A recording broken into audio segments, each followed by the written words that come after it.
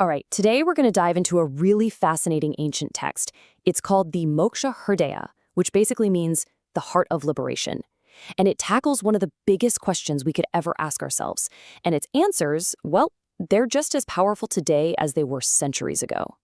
So let's just jump right in with the question that's at the very core of this whole thing. So, yeah, what does it actually mean to be truly free? When you hear that, what's the first thing that pops into your head? For a lot of us, it's probably about politics or money or just being able to do whatever we want. But this text, it points us in a totally different direction. It points inward.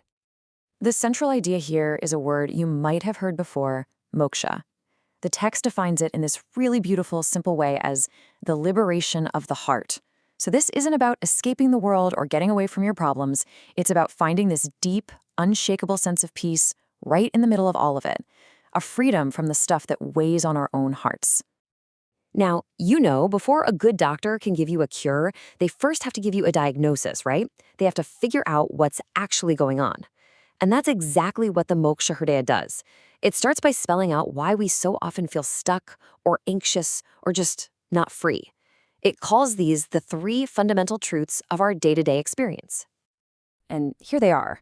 First, the text just makes a simple observation. Everything is impermanent. Everything is constantly changing, coming into being and then passing away. Now, because we instinctively fight this, because we want things to last forever in a world that's always moving, we run into the second sign, suffering, or that deep feeling of dissatisfaction. And the third sign, well, it goes even deeper. It says that inside this constant flow, there's no fixed, permanent, separate you to be found.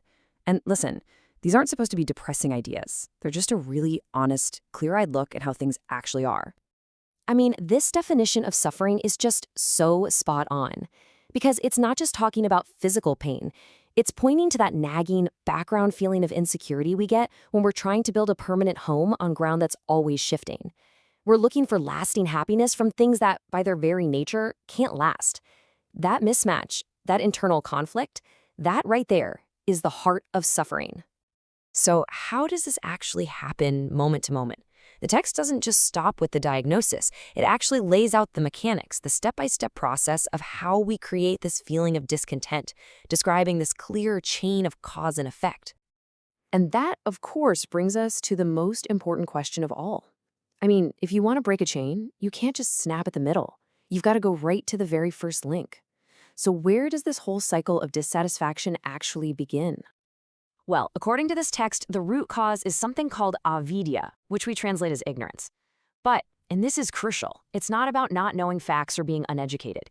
It's a very specific kind of blindness. It's the simple, constant failure to fully recognize what is happening right here, right now. This slide just lays out the whole process perfectly. See, it all kicks off with that lack of presence. That's ignorance. From there, craving pops up, this obsession with getting something, avoiding something, or holding on to some experience. That craving then hardens into clinging, where we desperately grasp onto our opinions, our pleasures, our routines, just hoping they'll finally make us feel secure. And what's the end result of all that grasping? The very insecurity and suffering we were trying to run from in the first place. Okay, but here's the good news. This is where everything shifts. The text doesn't just leave us with the problem, it gives us a very clear, very direct prescription for finding freedom.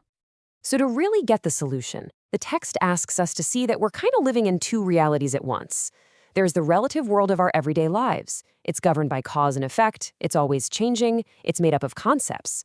But right here, alongside it, is what the text calls the absolute. It's timeless, it's untouched by all that chaos, it's beyond all our ideas.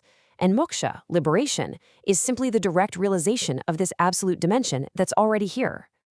And this leads to a practice that is almost shockingly simple, the simple act of recognizing the present moment. That's it. By just doing that, you cut the chain of suffering right at its very first link, ignorance. When you're truly present, that whole cycle of craving and clinging, it doesn't even get a chance to start.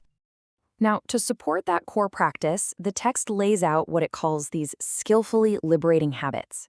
These aren't like strict rules you have to follow or commandments. It's better to think of them as a way of living that just naturally helps create a mind that's calm and clear enough to actually rest in the present, making that core practice of recognition way, way easier. So what does this liberated state actually feel like? How do you experience it?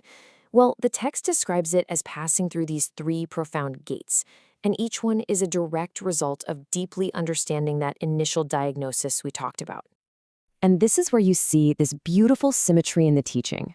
Remember those three signs of existence: impermanence, suffering, and not self?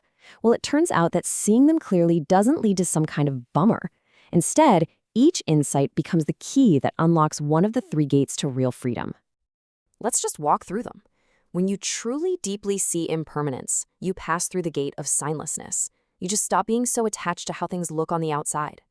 When you really understand the nature of suffering, that it comes from grasping, you find aimlessness. That frantic, constant need to control everything just lets go. And finally, when you see through the illusion of a separate self, you discover emptiness, where the very idea of a fixed, solid me just dissolves. Okay, now, just when you think you have it all figured out, the text hits you with one last paradoxical twist. And this, for my money, is the deepest teaching in the entire text. It challenges us to let go of, well, everything. So it's really important to remember that every single idea we've discussed, the three signs, the path, the gates, they are all just concepts. They're incredibly useful tools. It's like a raft you'd use to cross a river. The raft is essential to get you to the other side, but once you're there, you don't strap the raft to your back and carry it around, right? Of course not. You leave it behind. And that's why the text states this final step so plainly. Even the concept of liberation itself has to be discarded in the end, because clinging to the idea of being free is still a form of clinging. True freedom is so complete, it doesn't even need a name for itself.